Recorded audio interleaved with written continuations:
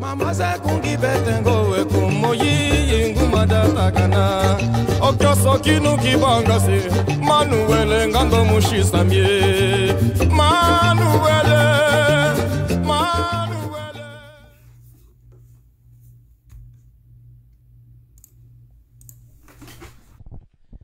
Hello, and welcome to the 23rd episode of the Two Left Feet podcast. Today I had on the amazing IronButterfly, aka Rashida Forbes, who currently lives in London. She is a traditional Kizomba and Semba instructor. This episode is really cool because we get to talk about her upbringing in a Jamaican and a Dominican household. Her father was a DJ, so she grew up dancing. We spoke about, what it's like, what the London dance scene is like. We talked about her learning process, how she was introduced to salsa, how she was introduced to Kizomba, how she began to teach, how she knows Rakita Alta and Lucia Nogueira. So this was a really cool episode. I thoroughly enjoyed it. I really felt good, just hearing her story and her journey was really amazing. If you find value in this episode, I want to ask that you leave a like or subscribe, share this with your people, please. And if you find no value in this, then don't even worry about it. But yeah, episode 23 with the amazing IronButterfly. Please enjoy. All right, so I am on the line speaking with IronButterfly, aka Rashida Forbes, who currently lives in London, and she is a traditional Kizomba Semba dancer and a teacher. Is that correct? That's correct. Yeah. How I already asked you, but how are you doing today? Yeah, not bad. Not bad. I'm be honest with you, which is a rare London, so yeah, it's good. Okay. I always hear it, so it's rain is a common occurrence there. You gotta speak up a little bit. I can't hear you. Oh no worries. I always hear that it often rains in London, so it's true. Yeah, it's pretty gray most of the time. Yeah. Okay. It's so crazy. You have that London accent. It's crazy. It's strange to hear you as well with your US accent. So. Oh yeah. My goodness, I have an accent. Okay. So I wanna ask you, where did you get the name IronButterfly from? It's a strange story a little bit. So it's not dance related at all. So in my everyday life, so I have a full-time job. I'm a social worker, and I was leaving a place that I was there for about 2.5 years, and one of my colleagues gave me that name because he says that I had the ability to deliver bad news, but in a way that was still empowering and strengthening for somebody. And that's what he gave me in his leaving card. That's the name he gave me, and I liked it, and it stuck. Yeah, I've never heard that. So yeah, I enjoy it as well. Also, I want you to tell me. I have never been to London. So besides it often raining, what is London like? So I think it's very much like New York in that it's a city that never sleeps. There's always something to do at any time, and it's really, really diverse. It's you're likely to pass somebody who looks like you anywhere in London, which is great. Which can't be said for other places in the UK. Some places are predominantly white or Asian, but London is definitely a mixed bag, which makes it a lot of fun. I'm curious. So, what brought you to London? Where are your parents from? So my mom is from Dominica, so that's the French West Indies, not Dominican Republic. And she came over here when she was about 10. My dad's family are originally from Jamaica. So that's my mixed up heritage, okay. But my grandma's Vietnamese. So it's just, yeah. All right. Wow, that's crazy. So to my understanding, your father was a DJ, is that correct? Yeah. I'm Yeah. curious. My dad actually still is a DJ in his not so much in his prime, but yeah, he still is a DJ. Plays old school reggae, rare groove, lots of sound clash. I'm not sure if you know any of that, but it's like, you know, the underground sounds for Jamaicans that like to listen to sound clashes. So he still does that every so often. But yeah, grew up with music because of my dad. Yeah. Okay. Okay. I'm curious. What was it like growing up in a Jamaican and Dominican household? The house was always filled with music.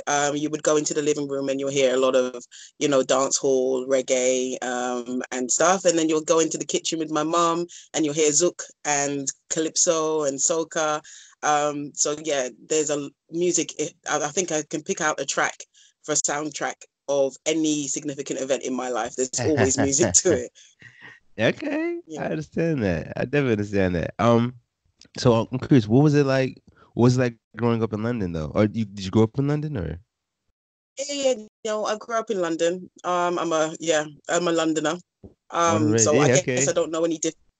I've always Right. been in London, don't know any different. Like I said, had mixed bag of friends, white, black, Chinese, Indian, but grew up in a predominantly black neighborhood. Um, but going to school with loads of different cultures and grew to sort of everything became normal, even though everything was different. So I feel really blessed to have been grown up in London because we are like super tolerant because even the diversity is our normal. Hmm. I definitely Yeah. understand that. Did you So I imagine in that household you grew up dancing. Is that correct or no? Yeah, I've always been moving, always trying to dance, standing on my dad's feet whilst he skanked around the front room, being twirled around to lambada with my mom or my auntie. So always dancing, always moving. So yeah, movement and dance is definitely something that's really, you know, I don't know who I would be without it. I'm curious. You said lambada. Your mother danced lambada? Yeah, so it's a little bit different to the lambada that you see today. It's very kind of zouk-ish. But yes, my auntie was a seamstress, so she used to make these long flowing skirts that used to lift up when you twirled around. So my mom we used to have little dresses, me and my sister, and she used to play the zouk and the lambada and spin us around so that our dresses would fly around like flowers. And so yeah, those are distinct. Yeah. Okay, I never understand it. So you grew up dancing and everything. Did you uh did you want to pursue that as like your full time? Like, what did you go to school for? So that is a funny story in and of itself. So I finished a high school and I signed up to college, and dance was one of my electives. Obviously, I brought it home for my mum to sign and what have you, not looking at it again because she put it back in the envelope, and then going back in September to sign up for college and realizing that the dance was scribbled out of my application form and law was put in, in Oh instead. wow. Oh wow. My mum had dancing as a career was not in my for my mum. It wasn't at all. She had scribbled it out and put law, and yeah, it was pretty surprised in September when I when I walked in college. But yeah, I don't know. So I know that she thought it was going to be inconsistent. It didn't last long. She wanted something that could have some longevity and all of that sort of stuff. So, you know, in her wisdom, I did what I was supposed to do, but Okay. still on the side, I get to enjoy dancing now. Okay. So I'm curious, did you actually pursue your law degree? No, I didn't pursue a law degree. I ended up doing social work. Okay. So it has aspects of family law in it, and psychology and stuff. So that's what I ended up pursuing as a career. So I've got a degree in social work and also in systemic family therapy. So Okay. I work with people. Yeah. I'm curious, what was I know nothing about London, so what was the London University like? So university for me wasn't necessarily like the university life that people usually think about, because by the time I enrolled in uni, I already had my first child. Okay. And in my second year, no, the end of my second year, the end of my first year, sorry, I had my second child. Okay. So university for me was lectures, picking them up from the childminder study, and that was it on cycle for the whole of my uni years. So I didn't really get to do the uni life as some of my friends did, you know, the partying and the socializing and stuff. So yeah, I had other commitments. Yeah, that's I would say that makes it even more difficult, definitely. Yeah, it wasn't easy, but you know, you look at them faces that are depending on you for Of the course. minimum of at least 18 years, and you know you got to get your act together. So you just have to do some. Yes, yes, that's so true. That's very impressive. Yeah, I didn't when I went to uni, I didn't have any kids, so I had a little bit of fun. I will say that.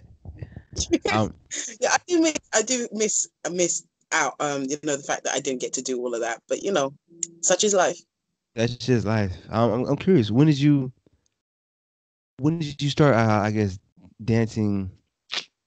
Um, I want to say salsa. When did you start dancing salsa and everything? What did you first start with dancing? I know you said lambada and everything, but what I'm else just did you gonna start? try and figure out a little bit. You're very, very loud. Oh yeah, I says your volume up. I'm just trying to check all the volume is there. Say something. Hey, No, it's still really low. Let me try and close the window. Just bear with me. okay. Okay. Hey, can you hear me? Okay, okay. I'm curious.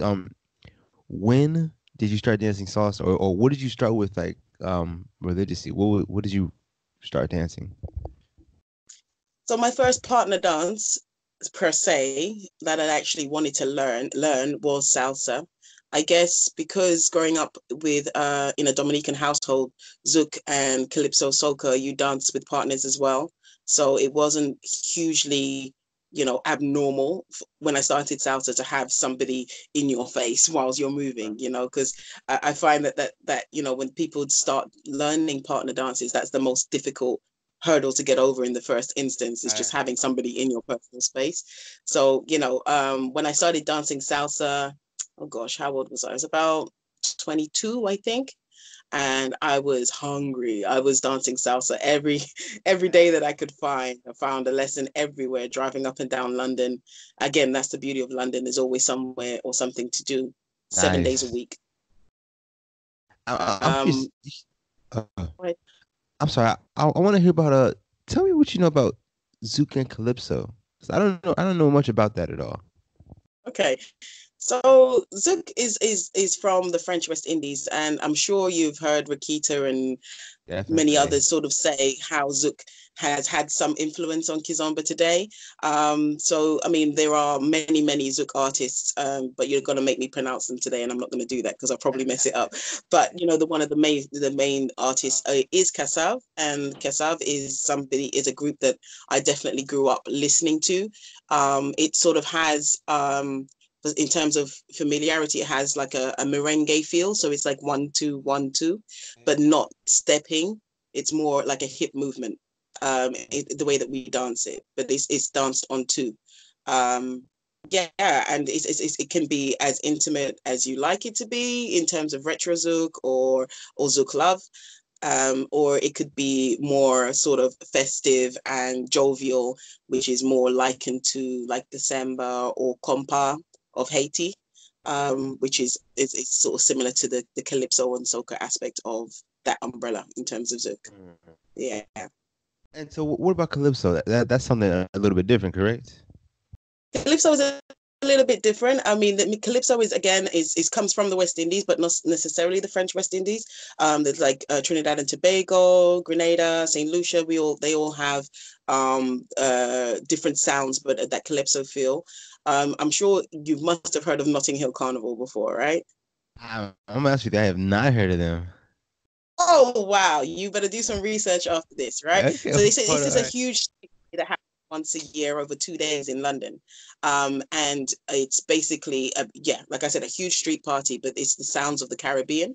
It's used to celebrate those who emigrated or migrated from the Caribbean to London as workers, and that it was their way of getting together and you know keeping their culture and sort of remembering some of the feelings that they had back in the West Indies. And calypso and soca is the soundtrack to the Notting Hill Carnival, long before other genres now have an influence in the Notting Hill Carnival, because it's sort of expanded. So like all of London, and across more than London, all over the world, people come to just celebrate the togetherness of music and people. Okay, that's really cool. I would love to check that out. When is that held? August. Next time you book your ticket for London, come in August, the end of August. Okay, I definitely check it out. I'm curious. So it sounds like you said. It sounds like London, or you already said, is like essentially a melting pot, right? It's a lot of different people from different cultures, right? Yeah. So what is the dance scene like in London then? So in relation to a specific genre, or just dancing in general? Yes, in general. What is it like? All I know is the U.S. So I guess you have your pockets of people who of preferred genres. So you have your hip hop heads, you have your your house, your garage heads, you have clubs that are specifically catered for that. And I guess it is a dancing capital, because a lot of people, the nightclub scene is really, really lively in London, for whatever genre you want to do. Yeah, so I used to go clubbing and just used to be a soca head. So I used to go and just dance soca. And then I found Wu-Tang and I became a hip hop head. And I didn't do anything apart from R&B hip hop for many, many, many years. And the club scene in London was really, really good for that. I mean, there's a bit of a decline now, because I think the trouble that's associated with hip hop, a lot of clubs don't like hosting those type of events, but we still find little pockets every now and again. Of course. Have my Jamaican side, so obviously there's the dance hall and reggae stuff that I used to go to, and that's catered for as well in London. Huge Caribbean community, Jamaican community in London. I guess I shifted from what I call the mainstream of some of the genres that I talked about to like the salsa and kizomba, because I felt a little bit more what's the word, respected. Because sometimes even with soca and with dancehall, I felt like it sometimes diminished the value of the woman in its music and in its dances. And salsa didn't do that. It was like it was uplifting the follower and showing off the follower, and I felt lovely and sexy and valued during learning salsa and kizomba. So that's why it's taken over my life, so to speak. I definitely understand. I want you to tell me about soca. You keep dropping all these genres of music and everything. Tell me about soca though, please. Soca is I'm gonna have to send you a few links so that you can reference it. But it's like it's a very upbeat sound. It's a lot about celebration. In Dominican we call it sacafet, so it's just celebrating life. It's a lot of jump up type music, and a lot of sort of gyrating, I suppose, if you want to be very politically correct. And it's usually done with a man behind the lady and the lady in front using her assets to gyrate. I mean, all right. So I think everyone has soca name. We just call it different things, man. Yeah. So I'm curious. So you started dancing salsa at 22. Yeah. How did you find out about Kizomba? So I was dancing salsa for a while, and I was at I think a salsa event once, and they had a very small room. And as I was walking past that room, I heard sounds that were really familiar to me, like, going back to the kitchen, listening to my mom playing. So that sounded really, really familiar to me. And I walked in, and like people were stepping with the sort of the structure of salsa, but to the music that was mine, if that makes sense. I just fell in love with me. So yeah, the music sounds very similar to what I'm used to, and the steps have the nice fluidity, connectiveness, and skill set that salsa has as well. So I was like, yeah, this is me.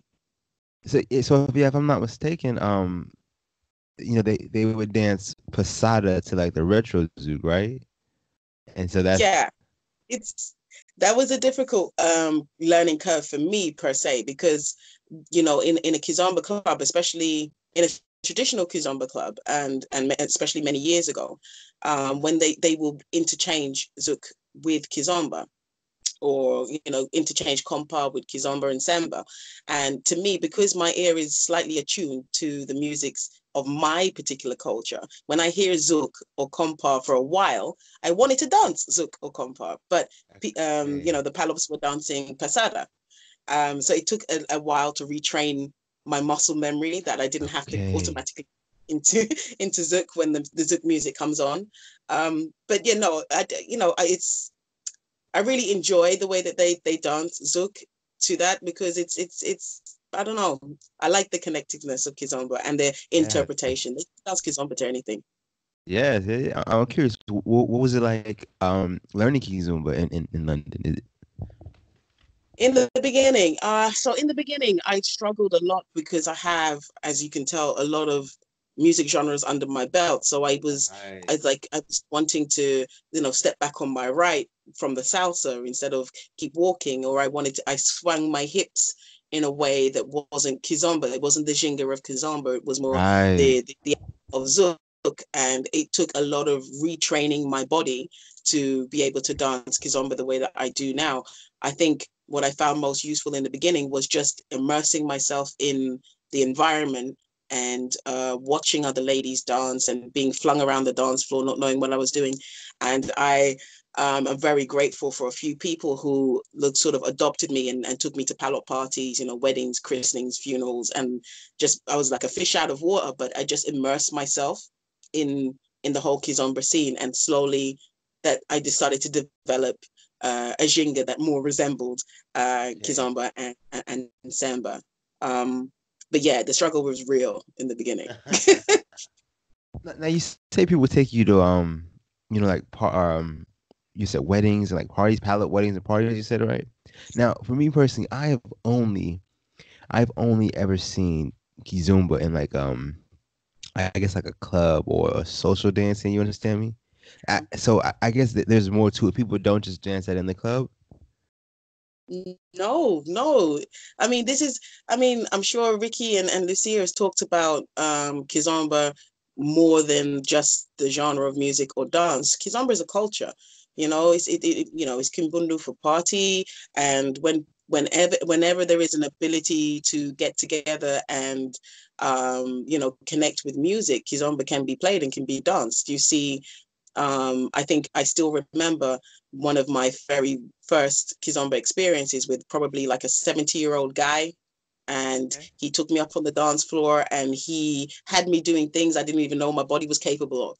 And then you see the aunties together and they're dancing as well. And you have, the mother and the son and what have you. So there is, it's not a club thing per se. It's community type of experience, which we love so much, so we recreate it in the club. But the is that in the beginning.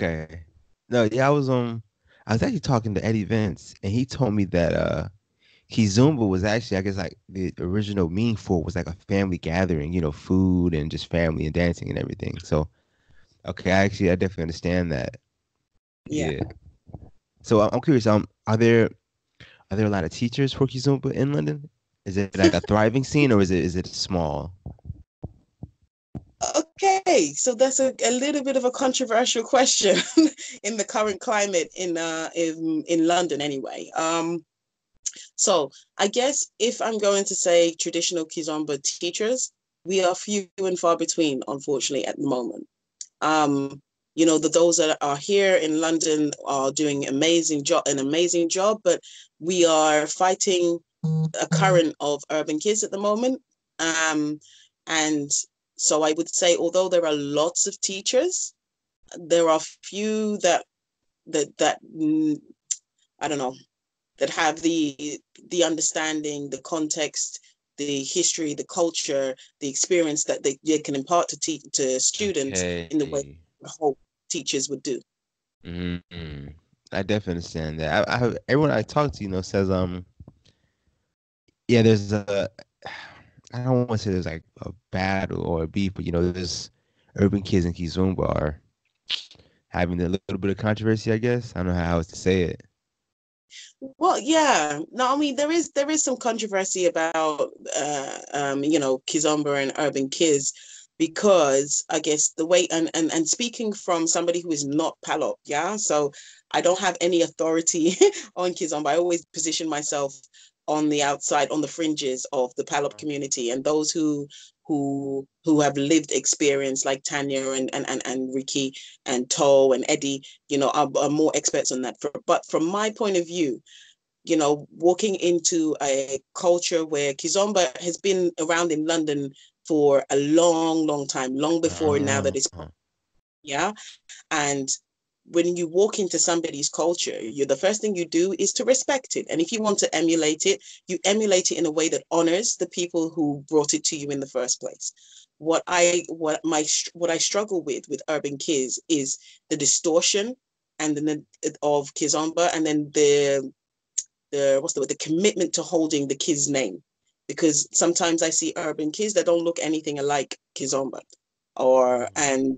but it still generates this connotation about Kizomba. If it had a completely different name, I would love it the same way I would love other genres of music and dance. But because it associates itself and wants to associate itself with Kizomba so strongly, some of us take umbrage about it, because it's not Kizomba, because Kizomba is deeper than the steps that you do on a dance floor. I'm curious. That's what? You and No, people of course. Yeah. I'm curious. What draws you to traditional Kizomba over urban kids? Like I said, I've had the benefit of being of absorbing the Palop culture, and therefore understanding the joy, the sadness, the pain that sometimes this genre, the Kizomba and Samba, brings Palop people. I've had the benefit of listening to people reasoning about, some of the lyrics in the songs, and understanding how, some of these artists came up, and how they had to hide some of their masks of messages in the music, and all of that, which resonates to, my experience of being a Caribbean person, where we weren't originally Caribbean. We came from Africa, and all of that horrible stuff in our history. It makes sense. I don't appreciate misappropriation of culture. So to me, I try and keep as I try to honor it as much as I can, because people went through hardships so that we could enjoy it, So why would we distort it? It doesn't make sense to me. No, definitely. I'm curious. Have you trained in Simba at all? I guess you're a Simba teacher, so obviously. But trained in Semba? Is that what you said? Yeah. What's your Simba background? So my Semba background is, again, really organic. So there wasn't really teachers around that were teaching Semba per se. Semba music would come on in a party, or at a wedding or christening or whatever. Semba would come on, and you would see people come alive and experiment with the moves that I became familiar with in terms of Kizomba, but they would experiment with them. They would interpret the music differently. They would, accentuate some of the movements that in Kizomba that were a bit more formal before that I saw. They would add other genres like kuduro moves into the samba, and I was just able to be able to see that rather organically, rather than learn samba step by step. So in terms of being trained in samba, I would say I was never formally trained in samba, but I experienced samba, I guess, in the way that most Palops experience samba, in terms you grew up with it. So I just absorbed, if that makes sense. No, I definitely understand that. I'm curious. Can you tell me about Shakino Bamba? Yeah. Hi, Shakino Bamba. Yeah. The lovely Shakino Bamba, who is one of the people that sort of adopted me in my early stages of sort of immersing myself in Kizomba and Semba. Shakino Bamba still is. He's a big promoter in the Kizomba scene in London. And he used to host parties on a regular basis, and he used to drag me kicking and screaming to most of his events. And forced me to dance with some of his friends, his family. You know, so I got to know a lot of paddock people via Shikinyo via Shikinyo Bamba, and he's a really good dancer himself. So he used to challenge me as well during my dancing, and yeah, we're really good friends, and I have a lot of respect for Shikinyo. He does a lot for the paddock community in London. What I'm hearing though is which I'm very jealous of, because you might not know. So I'm originally from Virginia, and then I moved to Louisiana, 2 states in the U.S., and we definitely do not have a paddock community, you know, or Angolan community. So I feel like it's just amazing, you know, to have that culture and to actually learn from people, you know, who truly are like in it, who live it. You know what I'm saying? I'm very jealous of that. Um, Oh, I think if they're going to be jealous about anything in life, that's one thing to be jealous of. So yeah, no, we are very, very lucky. We're very lucky. yes. I don't want to sound like bad about this, but I've learned a majority, pretty much all my Kizumba from Caucasian instructors, which, you know, not to disrespect them, but I would love to learn it from someone from Angola, if you understand me. Someone who's actually lived that, or right. Yeah, no, I get But that. it is what it is. I'm curious. Tell me about Toe Costa. Toe, Toe, yeah, Toe is I've got a lot of love for Toe. Yeah, so he is another one who adopted me quite early on in my Kizomba journey. He repeatedly tells a story about me walking into one of our clubs that's now closed down, unfortunately, but Third Space, which was great. It was a summer and I was wearing these hot pants, and he said he couldn't. He just kind of grabbed me from there. And he's always retelling this story of me and my hot Okay. pants, but Okay. yeah, so Toe and I became really, really good friends. And he has done a lot for me, especially in the Semba aspect, in terms of understanding the nuances and being able to share the nuances, I guess. So when he he opened up the club Nomad in London, where I'm one of the resident teachers here. I joined him about a year later and just sort of assisted him in class, just being a sponge, just taking in how he broke things down, how the relationship between Masemba and Semba was, other genres like Rebita and other Palop genres as well, like Gumbe or Puita from Santumé. And just listening to him and being around him is amazing. He's a bit like Marmite. You either love him or hate him, but fortunately I love him. So Okay. I'm curious. I just started a watch. What kind of watch do you have? It's off it's topic. a song fitness thingy Bobby. I'm Yeah, trying to be it's fit. a Galaxy watch. I have the same one. That's why. Oh, Yeah, same exact one. Like that looks very familiar. All right, so, so yeah, tell me about Nomad. That's a dancing studio. Is that correct? And so, well, yeah, it's a club that we offer lessons in the beginning, and then obviously a club, social dancing up until 1 a.m. on a Wednesday. wow. Yeah, definitely breaks up your week. So yeah, Nomad's been around for 6 years now. It's one of the few clubs that are committed to teaching and playing the music that is most authentically Kizomba and Semba, which means that we have sort of, what's the word, very particular clientele, I suppose. So it's not as generalized as some of the other Kizomba Semba clubs in London. So it's a quite specialized club, and it's that way on purpose. Although people question, some people are in promoting and stuff for different reasons, but Nomad is there to try and keep the essence of what I've been talking about alive. So Hey. yeah, it's a really special place, is Nomad. Okay, so okay, when did you start teaching? Okay, you can always, I'm not good with numbers. So if they're running Okay. for 6 years, I joined a year later. So I guess I've been teaching. No, so I'm teaching at Nomad probably about 4 years, I think. But yeah, I'm not good with numbers, so I always get that kind of mixed up. So, but I spent a lot of time, and probably about a year just assisting Toe in class. So I wouldn't class myself as a teacher during that period. So that's why it's a little bit muddled. I understand. When Toe decided, or I don't know, but when he started to travel quite a lot, he often would just ask me to step in occasionally, and that's how I kind of became a teacher at Nomad. And for a long time, yeah, that was. I guess it's another organic journey. It wasn't something that I woke up and decided I wanted to be a teacher today. I had his endorsement, and I was around, the beautiful, wonderful ladies like Tanya Mendonça and Ricky that would help me along whilst I was teaching. So I definitely strengthened my teaching muscles at Nomad. And yeah. So it was all organically. I didn't wake up and say, okay, I want to be booked as a teacher at Nomad. It was just I kind of fell into it because I was around it all the time.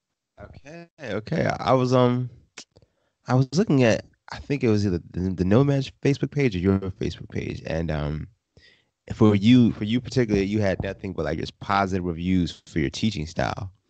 I'm curious, what do you think makes you such a good teacher? I don't know. So what makes me a good teacher? I guess I always say to my students that I can only give you me, right? So I guess I'm really authentic. I love to watch other teachers and learn from other teachers, but I don't try and be other teachers. I can only be me. So I teach the way I dance. And I guess I'm very mindful of everybody's stage in their Kizomba journey. So I think that I give quite personalized lessons, even in a group. So I would walk around and notice something and ask you to change something just for you. I guess also one of the benefits of being non-Palop, so not growing up with Kizomba and Semba as something that is, as growing up with it, I've had to learn it. So I've had to break things down in my mind to be able to understand it. So I'm able to, I guess, do the same for my students, for those who who dance is not natural to them, or Kizomba is strange to them, or just generally partner dancing. Sorry, because like I talked about before, a lot of my students, have anxiety about being so close to another person. We're quite prim and proper in the UK, and being in somebody's face, it's a different experience. So getting over that, and I think that helps me connect with a student on a personal level, not only just as part of the group. I think I do that really well. I hope I do that really well. I definitely understand that. Tell me about Love to Dance. Oh, so Love to Dance came, as you got me adopting your accent now. Love to Dance. It came about nearly 4 years ago. A couple of like-minded friends of mine, who were Mitch and Toff at the time. We had all fallen in love with Kizomba, but we also had an essence of leaving something behind, because we still enjoyed other genres of music. So, although we loved Kizomba and we went to Kizomba nights regularly, it would be nice to hear a little soul, a little R&B, a little bit of hip hop, a little bit of soca, anything else, because we just enjoyed dancing, and we felt like we wanted to create a space where we didn't have to choose, and we could experience a little bit of everything for the whole night. So that's how Love to Dance came about. But also, just to say, it wasn't an entirely new concept, because actually a lot of Palop parties that are not, club based in terms of Kizomba clubs, have a mixed night. You hear Madonna and Busta Rhymes in a Palop party, and it's absolutely natural. They adopt everything. So why couldn't we recreate it again? So that's where Love to Dance came about. About 4 years ago. So yeah. I really enjoy Love to Dance. I really like working for Love to Dance. That's really cool, because I love different genres of dance as well. So I don't particularly like it when it's strictly a salsa night, or strictly like a bachata night, or strictly a kizomba. I would love to be able to dance everything. I enjoy that more, just the variety. So I definitely like that. So yeah, tell me what was it like what was it like? Well, I guess really, how did you meet Rakita Alta? That's my question.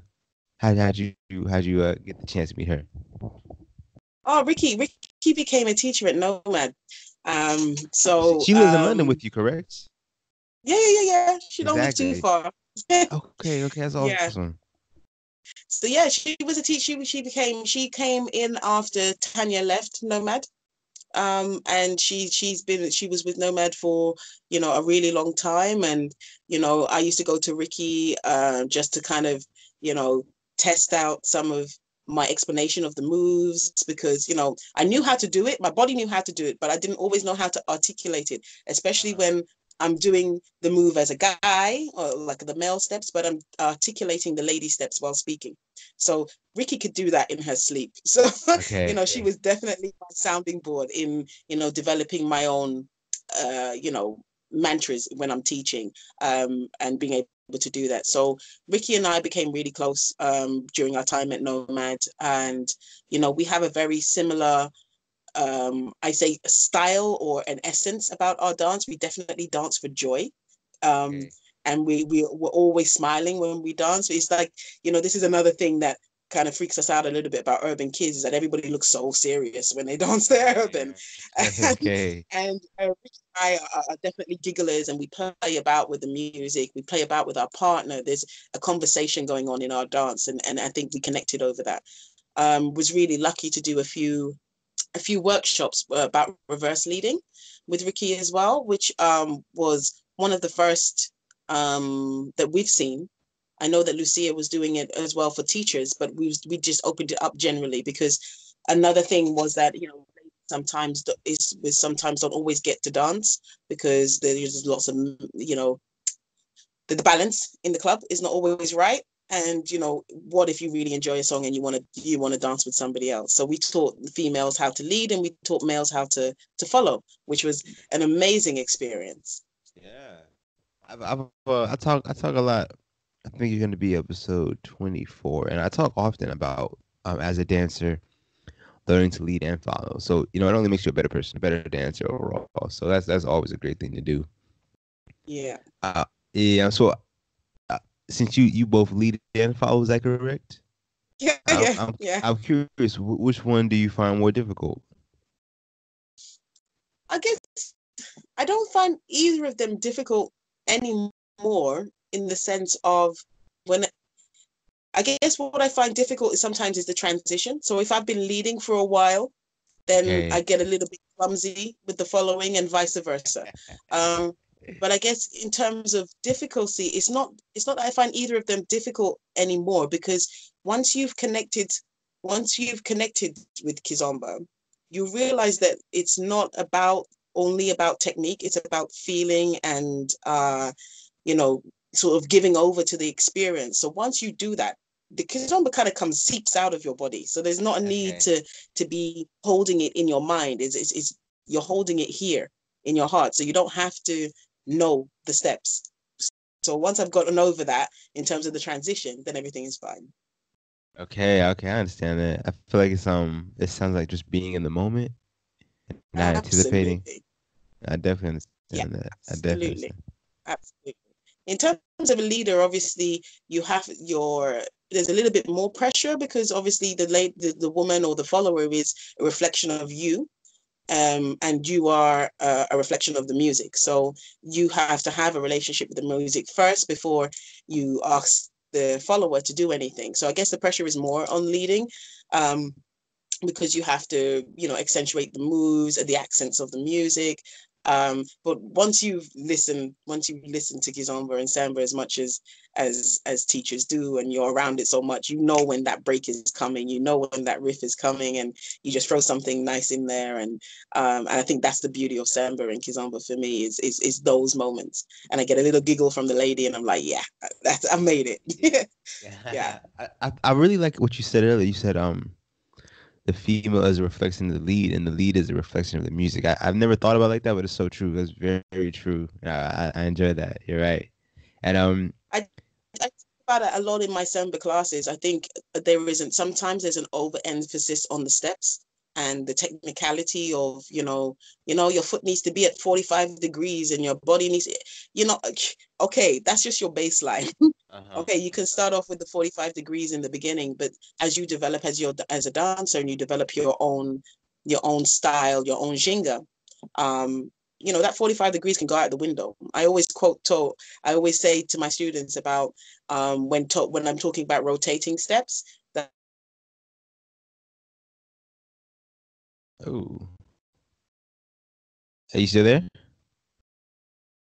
so sorry about that. My daughter just called me Okay, in the middle of the okay. So sorry. Yeah. So I was saying that although I'm asking you to rotate at this angle, toe can make me rotate almost 360 in like one move. So he throws that rule completely out the window. And when you develop as a dancer, you can devise those things for yourself. So Okay. there's definitely connect with the music first, because the music speaks to you differently as it would speaks to me differently. So my dance, my energy, my lead will be different to you. Yeah, that's so true. So true. I'm curious. Tell me about Jenga. Jenga. What is that? Ginger is just like I guess it's the Palop word, or an essence for swagger or style or energy, or however what makes the move you. So a lot of the time there's a talk about female Ginga, which is around the hips and the bum area, and that's where you're accentuating your moves mostly. And I think in terms of the mechanics of dance of following Kizomba, it's necessary for your Ginga to be in your lower half of your body as a follower, because too much up here distorts the lead for the leader. Yeah. Right. So that's where that Bunda movement comes from. But your Okay. Ginga is just your style, your swagger, what you bring to the table. No, I definitely. Okay, I understand that. I'm curious. What is the male word for that? Do males have Jenga? Same. It's Okay. interchangeable. Okay. Men have Ginga too. A lot of Palop men have a lot of Ginga down the lower half of their body as well, which is beautiful for a Okay. lady to watch. Okay. But it's not necessary. Some people have a Ginga or a style that's really quite formal and uncompromising in terms of their frame, but that's still Ginga, because that's what they bring, their flavor Right. to the. Okay. I'm curious. Tell me about Tadashinya. Is that something that you know of? Like, do you dance that, teach that at all? Yes, Tarashinya. Yeah, Tarashinya. Okay. So, yeah, Tarashinya is obviously, I don't know if it's another genre of Kizomba. I think I don't see it as something that's separate to Kizomba. It's something that you include within your dance. Right. Obviously, so there's Tarashinya music, or music that you usually dance Tarashinya to, which is the far more intimate, I suppose, on the spectrum of Kizomba. Right. And I generally don't dance Tarashinya with anybody, Of just course. Of because course. of the intimacy and the energy that you give and receive in a dance where you're so close is, Yeah. you have to be quite mindful of that for yourself. So I'm a bit picky when it comes to the Tarashinya. I That's understand. not to say that I don't enjoy it. I don't enjoy it. I enjoy listening to it. I play it in my car a lot. I dance with my husband and whatever else as well to Tarashinya, but it's not something that it overwhelms me, because too much Tarashinya could put me to sleep. However, however, it's really important especially for a lady, to understand the feel of Tarashinya, because it helps with your body movement, it helps with your weight shifting, it helps accentuates the slower parts in songs. Even in Semba, we use the same Tarashinya timing in Semba, or son timing. I don't know Right. if Right. you're a salsa, Okay. Yeah. if you dance, if you understand. So Tarashinya sort of, the timing is sort of the same as son timing in salsa. But when you get deep, deep, deep Tarashinya, that's just you're rubbing up, you're doing your thing in the corner. You know, Yeah. back in the day, my mom would say that they were scrubbing down wallpaper. So that's. um, but yeah, I definitely use the timing of Tarashinya, and in my teaching, in terms of breaking up, listening to, dancing to different points of the song, picking out different instruments which may fit better with the Tadashinya timing within the song. Also acknowledging that, ladies don't want to look like they've just been in a swimming pool after they're dancing. So sometimes slowing it down is nice. Yeah. Yeah, of Take a course. breath. And for body movement for ladies as well. So yeah, it's part of Kizomba, but it's, for me, it's not something that excites me too much. I understand. So I'm curious. You say you dance with your husband. Is he a good dancer? How is he? He's an amazing dancer. He's an amazing Okay, dancer. awesome. We in the club actually. So Okay. That's 7 awesome. years later together. So it's That's awesome. Kizomba brings people together.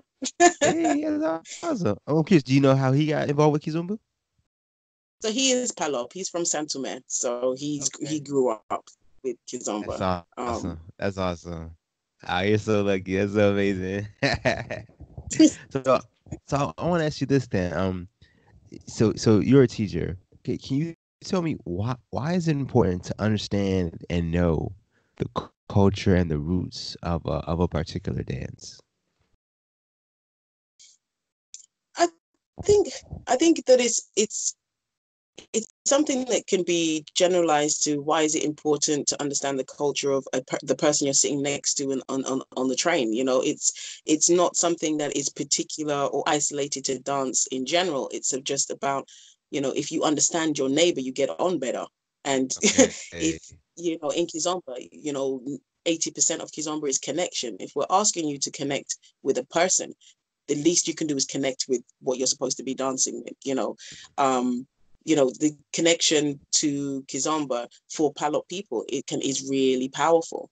And you may not know that you're being disrespectful if you don't take the time to understand, the meaning behind certain things. And I'm not fluent in Portuguese, but I can pick out bits and bobs that lets me know that, although the rhythm seems to be upbeat, this is a song that's talking about, the sorrow and the loss from the Civil War. And, it's not something that I'm going to be smiling and bouncing around like it's happy days when I'm dancing this song. And those things, are important they it's respected and appreciated amongst the Palops. And remember that, this is a Palop Okay. dance. I definitely understand that. It yeah, it's just important. I definitely understand that. I'm curious. What are some lessons that you've learned from dance that you're able to translate to your everyday life?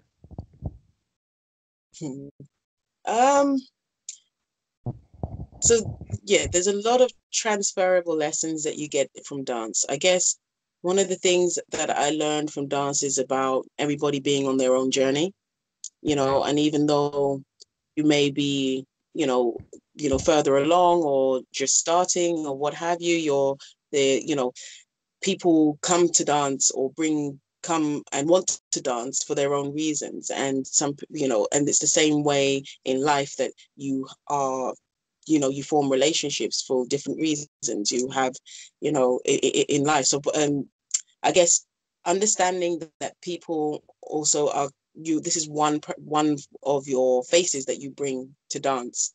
And that you're multifaceted, and that, at one point I was teaching a brain surgeon. God only knew that I was teaching a brain surgeon, and I very much turn into my mum sometimes. I get very, no, your other left, you know, and not realizing, what, being a brain surgeon, all that connotations that brings outside of the dance world. I would have been very respectful, very humble, very, and it just like, there's so many stories. People come with so much, people are so wonderful, and dance just brings everybody together and on that same platform. And I guess in my life, what that has taught me is that it doesn't really matter whether you're a brain surgeon or not. What I have is just as valuable as what you have, depending on the context that we're in. So it's definitely allowed me to be very, appreciative of myself and appreciative of others.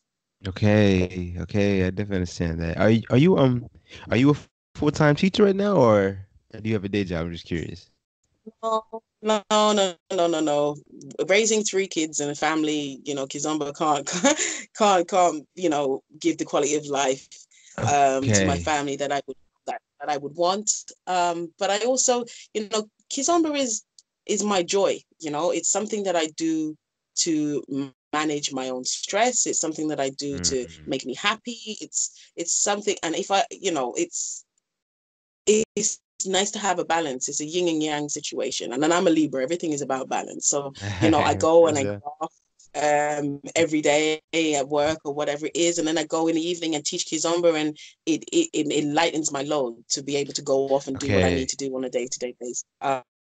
If I could, maybe once the other they go off to university and start looking after mummy, then maybe I might be a full-time teacher. But for now, Hey, no, it's hey, definitely something that I'm really blessed and lucky to have. But yeah. I definitely understand that. I'm curious. What advice could you give to beginners who feel like they're stuck in a rut, like in a beginner's rut? I would say be patient with yourself. Yeah, the struggle is real. You heard it from me. It took me ages to get rid of some of the things that my body was used to doing that weren't conducive to Kizomba and Semba. And even now, they sometimes creep in every so often. So, Okay. your journey is your journey, and your frustration is it's not something that you should beat yourself up about. Dancing and kizomba should always bring you happiness. If you're finding that if it's not uplifting you and it's bringing you down, then I would say maybe try and find a different change the scenery. Try a different Mm. class. Um, Maybe stop doing classes for a while. Maybe just go to the club part and just immerse yourself in the culture and immerse yourself in the environment. Watch other people move. Go home, listen to music. I, Okay. relationship with music is number one. Find something on Spotify, YouTube, whatever, and just have it oversaturate your mind, your body, your spirit with it, and you'll find that there's things that will click. Um, yeah, but like in life, we don't click with everybody that we meet. You may not click with your particular instructor, or click with the particular people that you're doing classes with. So a change of scenery is always good. I mean, even though I have some lifers with me that have I call them lifers that always come to my classes and my events. I always encourage them to go and check out other places. There's always something that somebody else can offer, or just break it down differently. So you just Yeah. maybe just need to have another conversation. Okay. Okay. I definitely understand that. I'm curious on the next level. What does it take for an intermediate to get to that advanced level? Hmm. I really struggle with those kind of sort of, I don't know what's the word, categories, advanced and beginners, and I don't know. There isn't. Why do you need to classify where you are? You now able to do moves far more easily than you were yesterday. So what, you're an intermediate dancer now. Okay, Mm. so now you can put a little swagger or a little ginga or do something that you saw Rico do, and what, now you're an advanced dancer. I don't know. To me, it doesn't sit well. It's just who where you are in your kizomba journey. It's if you want to have those categories and stuff like that, then I think that you're in it for not always the right reasons. Do it Mm. for the love of it. Do it. Find a partner that you can experiment with. Rebuild relationships in Kizomba that are not only dance related. So have a few conversations. Ask a lady, can I try this out with you? Smile when you mess it up. All All of that right. sort of stuff. And you would find that you are feeling advanced, if that makes sense. But I don't think that there is a categories of advanced or intermediates or per se. I mean, you start your Kizomba journey, you learn the foundations, and all of the lovely, beautiful moves that you see that you're like, wow, they're all based on the foundations. So it's not. Don't over. What's the word? Don't undersimplify or over the moves about being advanced dancer or not, because it's a pressures we don't need. We have enough pressures in life. Why would you do Sure that to yourself? enough. Sure enough. No, you're right about that. You're right. I'm curious. When I said the word musicality, what does that mean to you? So for me, musicality is again a little bit of what I said before about your relationship with the music. So musicality to me is, knowing or listening to when, certain instruments are removed from a certain bar and adjusting my dance to complement that.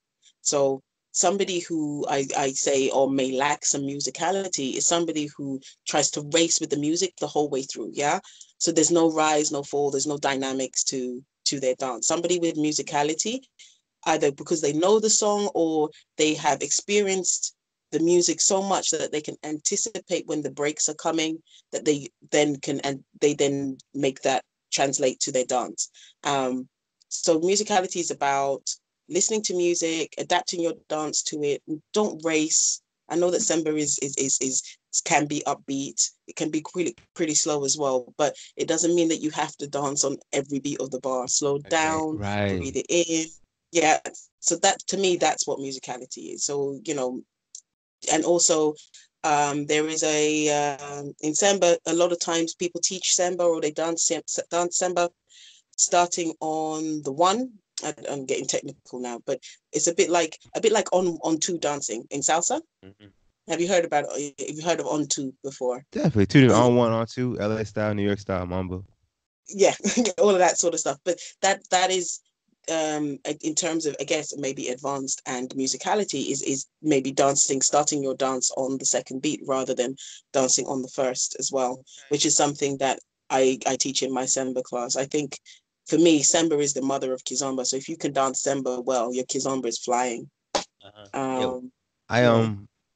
when I first started, I started with Simba. I started taking Simba privates, and it's just my teacher. She said at the time, we'll start with the mother. If you can get Simba down, then Kizumba, that won't be a problem. So I She's was a very good one. fortunate. Yeah, yeah. I was very fortunate for her. Her name's Tanya Fitz. She's in Virginia. That's a shout out. She's amazing. I love her.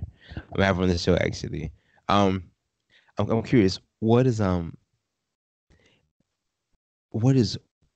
one tip that you can give to someone to make them a better dancer immediately? Immediately. Wow.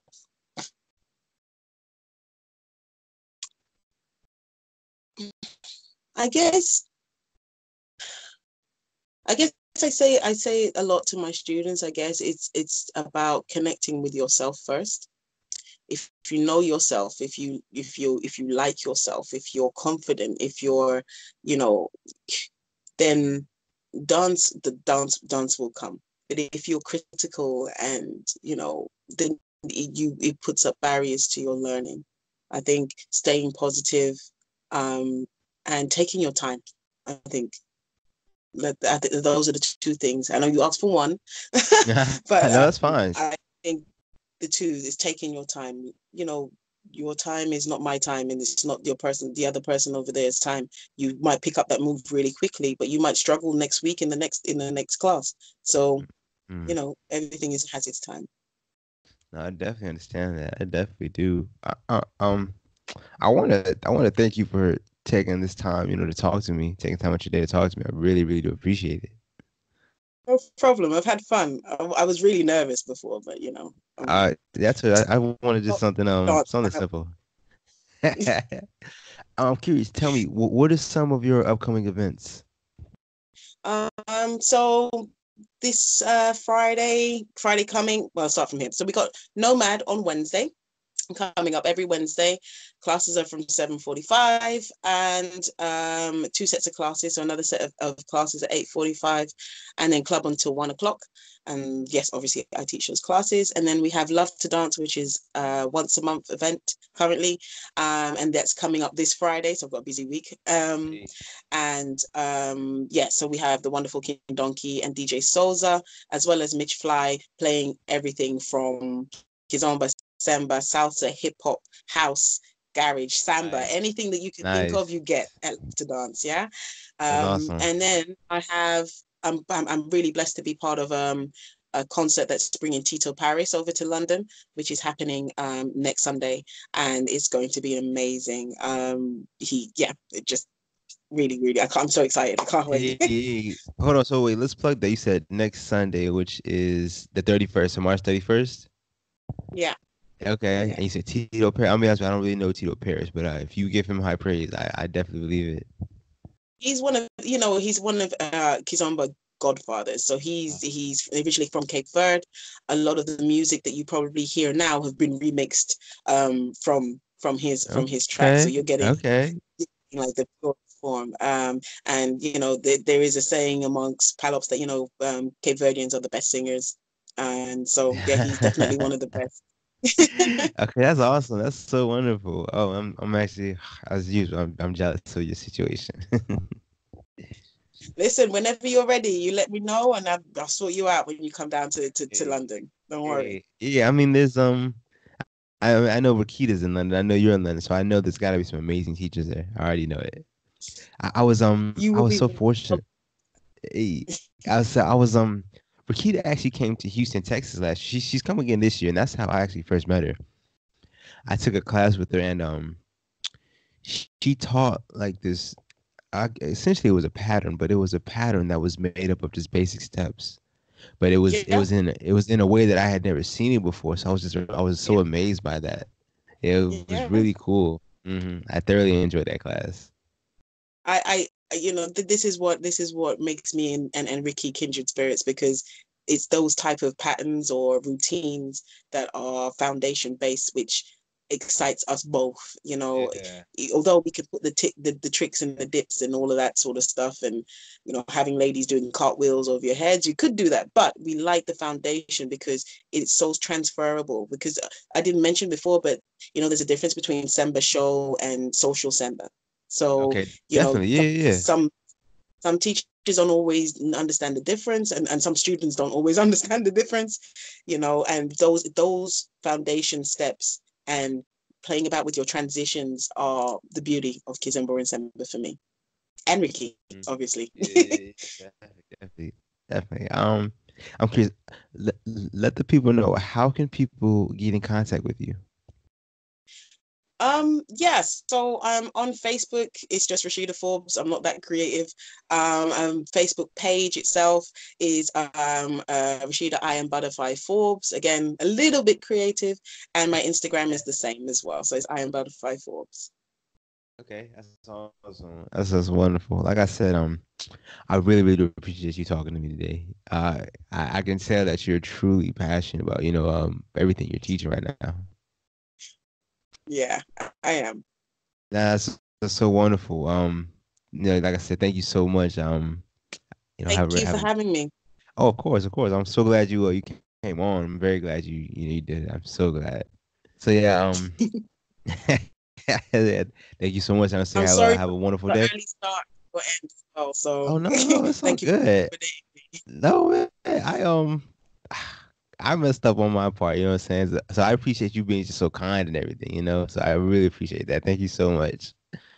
No problem. No Hey, problem. so yeah, Thank you. enjoy the rest of your day. All right. And you. And you. Hey, Take care. take it easy.